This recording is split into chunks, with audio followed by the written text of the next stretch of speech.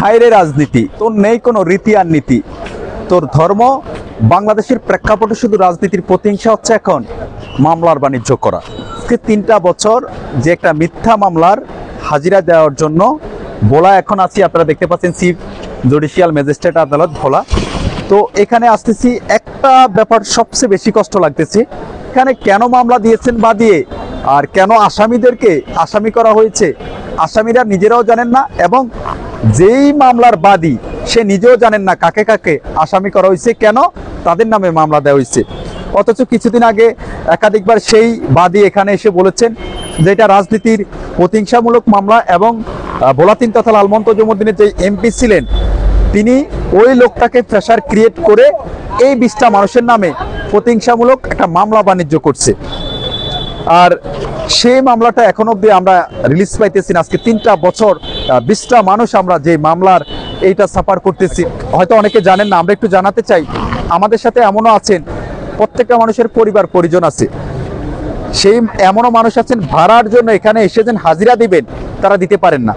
আর একটা দুইটা যখন হাজিরা মিছ হবে অনেকের, তার ওয়ারেন্ট হয়ে যাওয়ার সম্ভাবনা থাকে, কিন্তু তারা যে মানি প্রবলেমের জন্য যে আসতে পারে না এখানে, সেটা তো এখানে ম্যাজিস্ট্রেট কিংবা আইন আদালত সেটা তো বুঝবে না।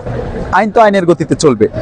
তো আমার পরিশেষে যেটা বলতে চাই, আমাদের যেই রাজনীতি, তোর নেই কোনো রীতি আর নীতি, তোর রীতিনীতি হচ্ছে শুধু মামলা বাণিজ্য করা। তো যারা এই সমস্ত প্রতিহিংসামূলক মানুষদেরকে মামলা হামলা দেন তাদের একেবারে সুদৃষ্টি আকর্ষণ করছি যে মানুষকে মিথ্যা মামলা হামলা দিয়ে হয়রানি করিয়েন না। আপনি কাউকে যদি 1 ইঞ্চি দেখান, প্রাকৃতিকভাবে আপনাকে আপনি প্রকৃতির বিচার আবার 3 ইঞ্চি অন্যজনের কাছ থেকে দেখে যাবেন। এই যে আমাদের 20 জন লোককে আসামি করেছেন, কেন করেছেন সে নিজেও জানেন না বলে, এবং আমরা যারা মামলা খেয়েছি, আমাদের যাদের নামে মামলা দিয়েছে, কেন মামলা দিয়েছে সেটাও জানে না।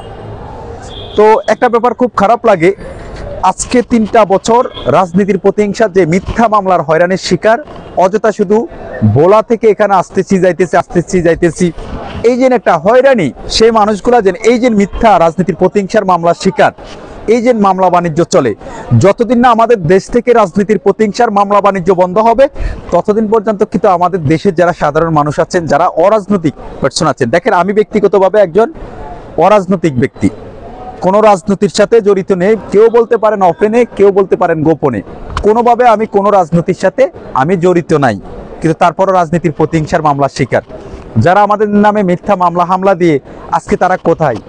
তারা তো নেই। যেই বাদী আমাদের নামে মামলা দিয়েছেন, আমরা যারা আসামি, হে বাদীও দেশে নাই, আর অথচ আমরা আসামিরা কোর্টের বারিন্দা দৌড়াইতে শেষ।